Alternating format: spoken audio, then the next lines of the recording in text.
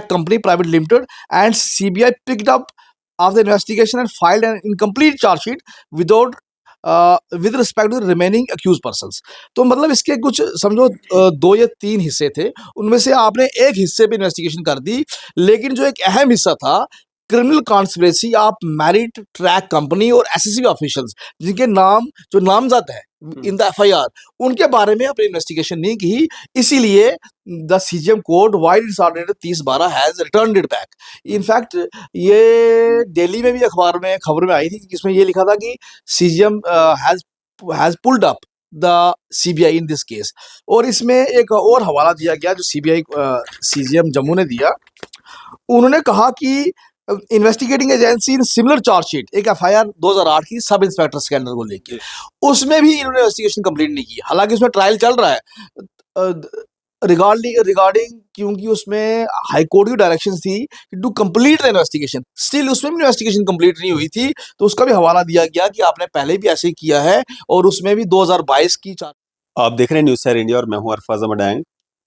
कुछ दिन पहले आपने न्यूज़पेपर्स में खबर पढ़ी होगी जिसमें ये साफ तौर पे कहा गया कि कोर्ट ने जो है एक हमारी जो सर्वश्रेष्ठ जो हमारी भारत देश की जांच एजेंसी है सीबीआई, उनके द्वारा जो है कोर्ट में एक चालान पेश किया गया था, जिस चालान को जो है कोर्ट ने वापस कर दिया।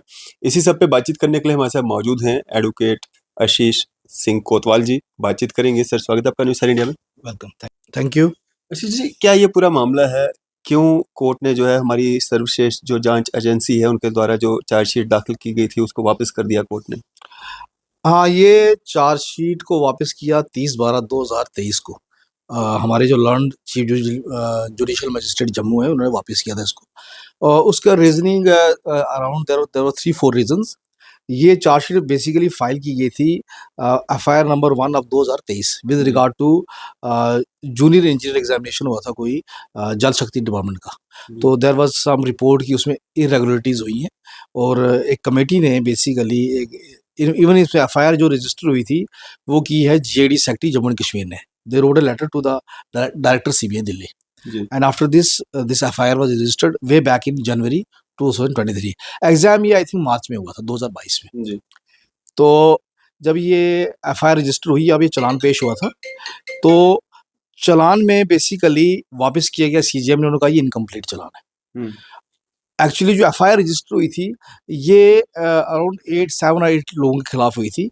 अब मैं आपको एग्जैक्टली बता दूं उनको, तो जी जी ये एफआईआर नंबर है,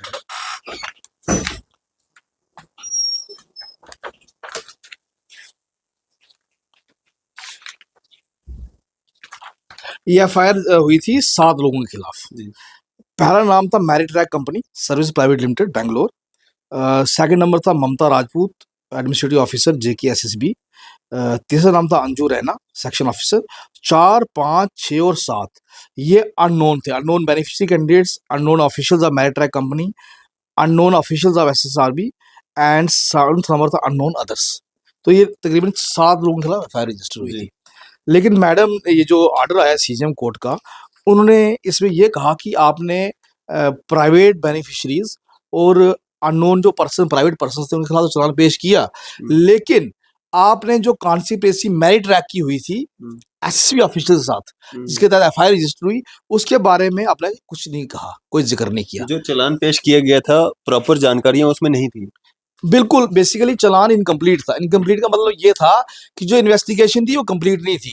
ये मैडम ने नहीं कहा, ये सीबीआई ने खुद कहा चालान कि हमने और फर्दर इन्वेस्टिगेशन करनी है, हमारी खुद इन्वेस्टिगेशन इनकम्प्लीट है। हमारी तो court came to this conclusion कि the CBI has not completed the investigation with respect to criminal conspiracy amongst the official of JKSSB and Merit Track Company Private Limited, and CBI picked up of the investigation and filed an incomplete charge sheet without with respect to the remaining accused persons। तो मतलब इसके कुछ समझो 2 या 3 हिस्से थे, उनमें से आपने एक हिस्से पे इन्वेस्टिगेशन कर दी, लेकिन जो एक अहम हिस्सा था criminal conspiracy of Merit Trac company और एसएसबी ऑफिशियल्स, जिनके नाम जो नामजद है इन द एफआईआर, उनके बारे में अपनी इन्वेस्टिगेशन नहीं की। इसीलिए the CGM court vide its order dated 30/12 has returned it back.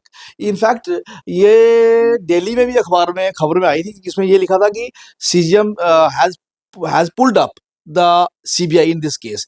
और इसमें एक और हवाला दिया गया जो सीबीआई सीजीएम जम्मू ने दिया।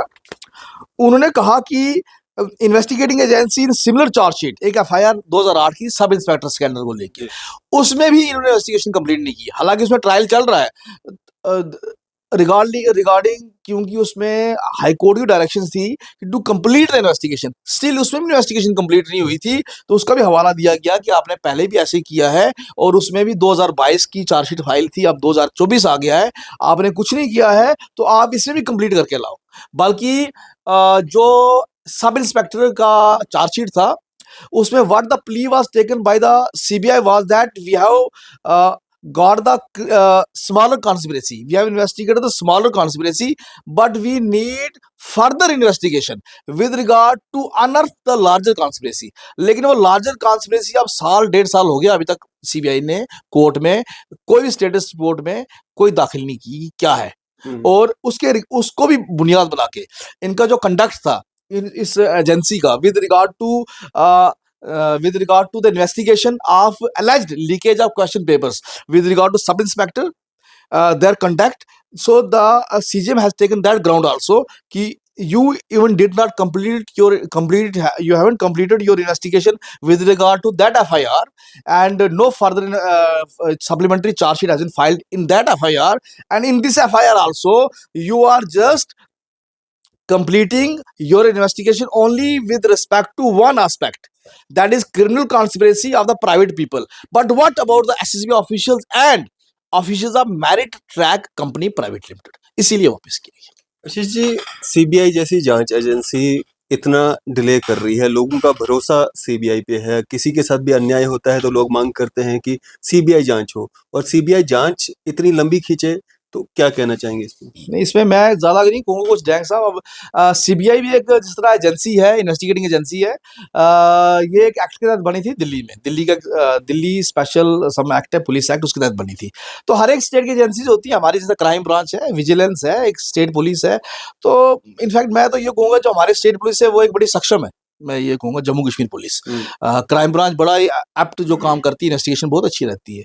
अब लोगों का है प्रीमियर एजेंसीज को कहा गया, लेकिन नो बडी इज, आप ये नहीं कहो कि कोई मतलब समबडी इज एब्सोल्युटली परफेक्ट, ऐसे नहीं कह सकते आप। तो वो तो पता लग गया आपको इस केस में क्या हो रहा है, तो इस केस में दूसरे केस में भी क्या हो रहा है, तो ऐसे नहीं आप कह सकते कि मतलब you can't take anything on its face value. तो फेस वैल्यू जो आप कहते हो यही बेस्ट है, ऐसा नहीं है।